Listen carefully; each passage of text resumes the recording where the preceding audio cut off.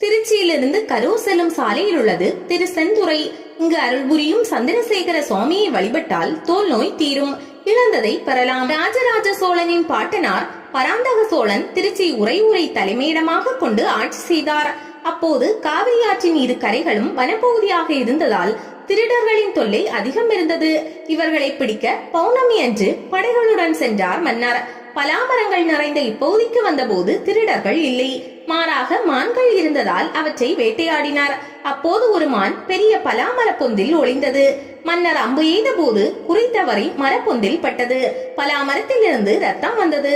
அப்போது அசரீரியாக, யாம் சுயம்பு வடிவில் இந்த மரத்தின் அடியில் உள்ளோம், எமக்கு கோயில் கட்டு என கட்டளையிட்டார் சிவபெருமான். ஆனால் அவரால் கோயில் கட்ட முடியவில்லை. பின் ஆட்சிக்கு வந்த பெரிய குந்தவை நாச்சியார் இங்கு கோயில் கட்டினார். பௌர்ணமி என்று அசரீரி கேட்டதால் சுவாமிக்கு சந்திரசேகரர் என பெயர் ஏற்பட்டது. கைகளில் மான் அங்குசம் ஏந்தியபடி மனோந்தியவல்லி அம்மன் என்னும் பெயரில் அருள்கிறாள். தொடர்ந்து 8 திங்கள் நெய் தீபம் ஏற்றி சுவாமிக்கு அபிஷேகம் செய்த திருநீற்றை உடம்பில் பூசினால் தோல் நோய் தீரும். சுவாமி அம்மன் சன்னதி அருகில் பஞ்சபூத சக்திகளை ஒரு தூணில் அமைத்துள்ளனர். அங்கு கை வைத்து வழிபட்டால் நினைத்தது நிறைவேறும். இங்கு தல விருஷம் பலாமரம்.